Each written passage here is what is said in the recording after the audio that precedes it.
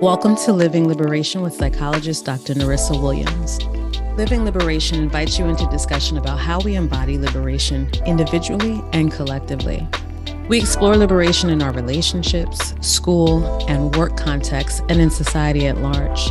We challenge and cultivate thinking that moves us all towards collective liberation. We have Dr. Taymy Caso with us. Welcome. Thank you. So we're going to get right into this one too. We're going to jump right into the first question. So there are a lot of terms that people outside of the LGBTQ plus community might not be knowledgeable of. And I think that this lack of vocabulary contributes to the dichotomous ways that we think about gender and sexuality, as well as there's another problem that we conflate gender with sexuality. What are some terms as we seek to increase our competence? What are some terms that we should be aware of? So I want to fight the temptation of just throwing out terms and say that it's contextual and it's generational. So what worked 10 years ago and reflected people's identities then, or 20 years ago, does not reflect the youth today.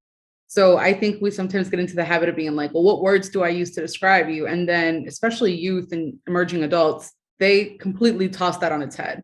So of course we can talk about, terms like lesbian and queer and bisexual, words that most people are familiar with, right? Or transgender or gender non-conforming or non-binary. But those terms are used differently depending on how people identify. So for example, in some of my research or even some of the folks that I work with, someone will say, well, I'm a demigirl. And it's like, oh, okay, well, that's a different term, maybe a term most people are not familiar with. Or I'm aromantic and I'm a demigirl and I identify in these ways. But in this other space, I use these terms. So I think it's really daunting for people who don't have the vocabulary to memorize it all or to try to, when one group of folks will use it one way and another will use it entirely different.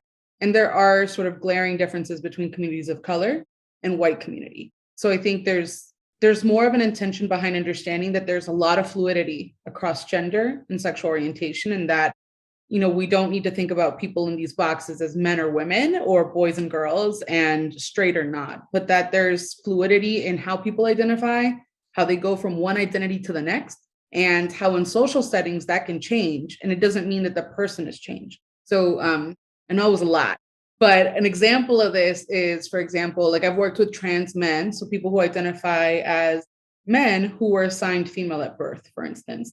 And sometimes in dating spaces, those folks will say, I'm just a gay man, period. So you might think, okay, this person identifies as cisgender. But in reality, that might not reflect their identity, but it's the language that community uses in terms of dating. In every other space, that person might say, I'm a trans guy. That's it. That's who I am. And it's less important to make sure you understand all the terms, but to really understand how the person wants to be spoken to and what that means for them in that context. Does that make sense?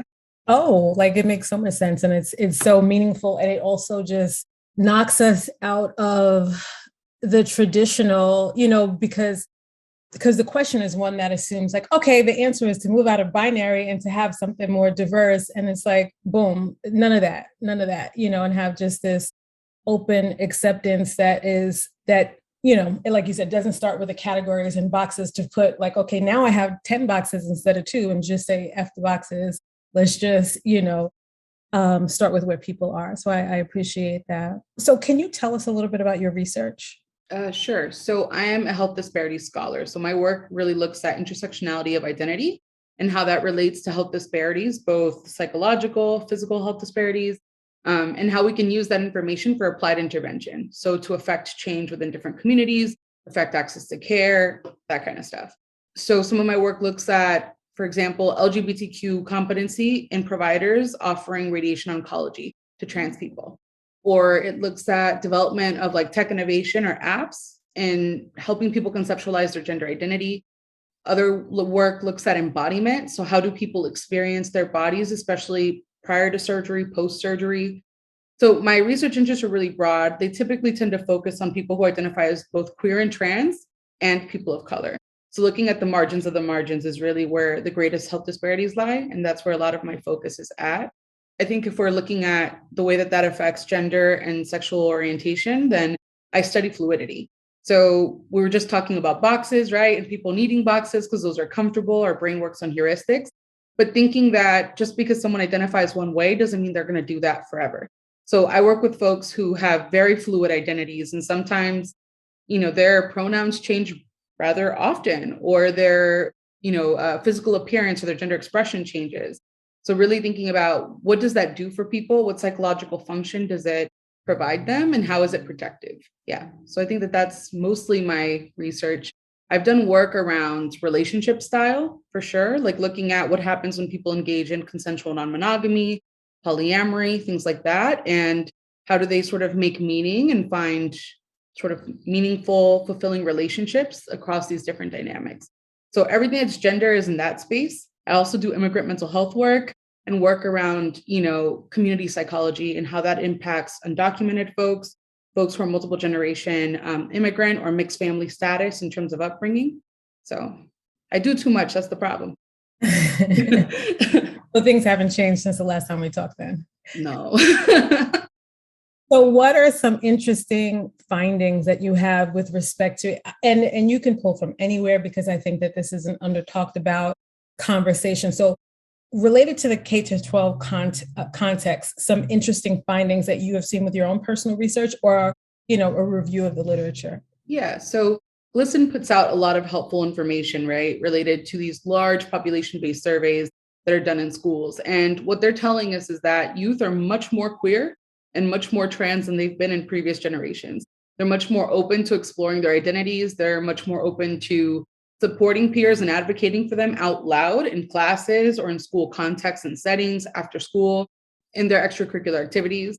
And broadly, they're more open to exploring something without the permanency of identity. So it's as if they're looking at the world from a very fluid context broadly, and then they're able to sort of experiment and explore without it being as psychologically devastating as it has been for previous generations. So when we think about folks living their entire lives in the closet, I think that the future research will show us that that's going to be less and less for younger generations. There's always exceptions, but the trends being that they're really open and embracing of difference, particularly around gender and sexual orientation. And youth are coming out at much earlier ages. So with the science around puberty blockers, right? So puberty suppressants and hormone therapy, youth are getting access to, at a younger rate, right, or younger age, puberty blockers, which buys them more time to do that identity exploration work. Just stuff that I think 20, 30 years ago was just so far out of possibility. So now we're seeing, right, kids coming out at a very young age, them receiving gender affirming care or supportive services that help them sort of navigate these things, and ultimately being able to make decisions and feeling empowered at an earlier age than they would have previous generations. So that's one of the sort of larger findings. People are also a lot more polyamorous than they were before. And we see this like different decades, right? If we think about the 70s, and how there was just, different generations have had different relationships to exploration. But youth are now much more interested in figuring out, how do we deconstruct all these preset norms? So what does it mean if I like two people? What does it mean if two people like me? What does it mean if I'm navigating this conversation in a different way? And how do I navigate boundaries? So it seems like a very stark difference than folks who were born, I don't know, in the 80s, 70s, 60s. So we're seeing that happen a lot more too. And also people are getting married at later ages. So we're also seeing a shift in like what commitment looks like. And in some ways, this is not what you're asking me, but in some ways, this models like the labor market and the conversation about loyalty and how in society, right, the employment models have changed. So we honor loyalty a lot less. And it seems like in relational style, the things that people were receiving from relationships 40 years ago, like the possibility of buying a home, having a family, having stability, being able to live somewhat debt-free, those things are no longer promised in our economy. And as such, people are in many ways are younger folks questioning and sort of divesting from these norms in a very considerable way. So it used to be that the age of marriage on average was around early 20s, and now it's 28 for women who are cis and 30 for men who are cis. And that's including like across socioeconomic status. So just a lot of changes in how we connect to each other and what that means across the lifespan. That is so interesting. I always prepare to be wowed by you, but now I was like, wow, I've never thought about those two things. Wow, I've never thought about those two things, the labor market and then the relationship market. And the fact that they're picking up on it and enacting it when I say they, I'm meaning the youth, way before adults are even thinking about this or seeing putting the things together. So what does this mean, right? So when I think about those who are working with youth in a school setting, social workers, administrators, teachers, I think of my generation. I mean, there are generational shifts, cultural shifts. What does this mean for the capacity of teachers to be able to meet the needs of the students? I think it depends on what the frame of reference is, right? So students have a lot of different needs. So if we're thinking about socio-emotional needs, then the expectations for what that youth's life trajectory will be is going to be entirely different now and 10 years from now than what it was 20, 30 years ago, right? So the pipeline of go to school, hopefully graduate, right? Go to college and then find a full-time job and sort of engage in those things have drastically changed, right? We have youth who are influencers now on social media. We have youth that make more money becoming hand models for a perfume company than some of us make in industry jobs or career jobs, right? So as the market changes, I think teachers will also and administrators have to adapt to non-traditional careers and what it is that youth will need. So on that front, like there has to be sort of an openness to helping youth explore who they are, and not just from the gender and sexuality perspective, but overall, like just because we can't imagine what their futures will be like doesn't mean we should limit them. And so how do we sort of foster that creativity and that openness within them broadly? And also thinking about the traditional career pathways may not pay out or pay off for different people. So if we think about housing discrimination or employment discrimination for trans and queer people that still is rampant and happens all over, we can't expect them to use traditional mechanisms of work to engage in like maintaining their daily life. So there might be non-traditional pathways, and one of those might be using like social media. Some of it might be engaging in like virtual activities that relate to performance, whether that's artistry, other things. So the mechanisms through which we understand people's futures are different.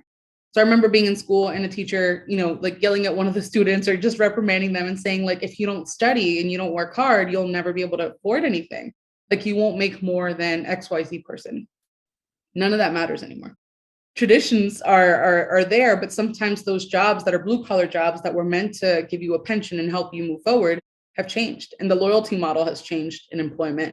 So now the person who stays at the same job for 20 years makes drastically less than the younger person who shifts career or shifts, company every few years. So I think that framework has to change. And also just when people are talking about working with families, there also needs to be education with the family, right? And building relationships with communities so that the youth isn't completely untethered and having to navigate this all on their own, particularly if they're youth of color or they're queer and trans. So really making sure that there are strong relationships between like the teachers, staff, administrators, and the community they're meant to serve, along with the youth, so that that change isn't just sort of happening on one end, but that there is sort of an openness across the board. Interesting.